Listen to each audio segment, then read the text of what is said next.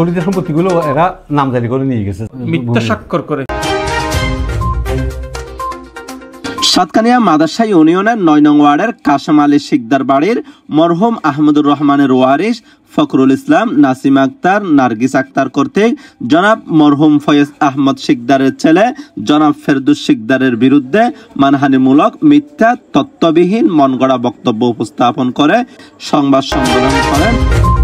উক্ত মানহানিকর সংবাদ সম্মেলনের বিরুদ্ধে একজন স্বচ্ছ রাজনীতিবিদ জনাব ফেরদৌস শিকদারের ঐতিহ্য সুনাম এবং চরিত্র হননের অপচেষ্টা চলায় বলে মন্তব্য করে সংবাদ সম্মেলন করেন নিজ বাড়িতে। করে মিথ্যা ভিত্তিহীন তথ্য পরিবেশন করে সাংবাদিক সম্মেলন করায় আমি তার উক্ত জঘন্য মিথ্যা ভিত্তিহীন ফেরবি অসত্য বক্তব্যের বিরুদ্ধে পাল্টা সাংবাদিক সম্মেলন করে তার ভণ্ডামির প্রকৃত মুখোশ উন্মোচন করে আসল ঘটনা আপনাদের সমীপে বর্ণনা করলাম।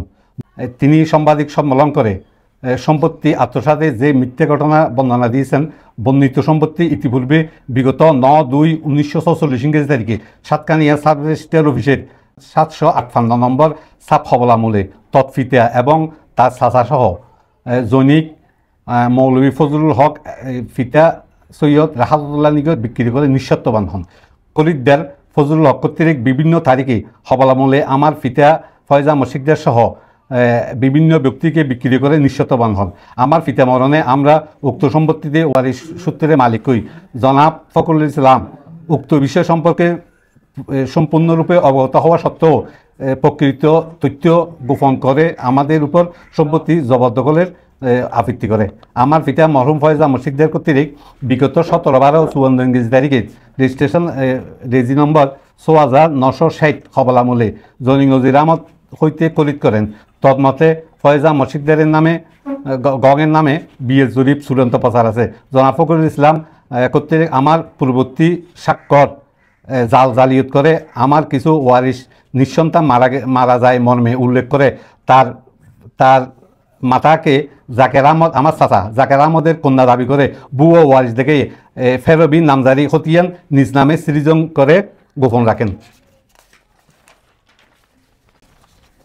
উক্ত নামজারি হতিয়ান সম্পর্কে আমরা অবগত হয়ে বিগত 8/12/1924 ইংরেজি তারিখে মিস মামলা দায়ের করিলে মাননীয় সহকারী কমিশনার ভূমি সাতকানিয়া আমলে নিয়ে মৃত্যুকে আড়াল করার জন্য আমার বিরুদ্ধে তড়িঘড়ি করে মিথ্যা অসত্য ভিত্তিহীন তথ্য উপস্থ প্রদান করে অত্যন্ত কুরুচিপূর্ণ বক্তব্য প্রদানপূর্বক সাংবাদিক সম্মেলন করেন।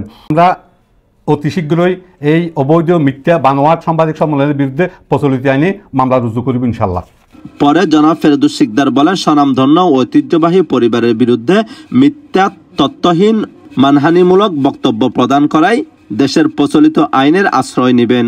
S M Saiful Islam, news Chittagong TV.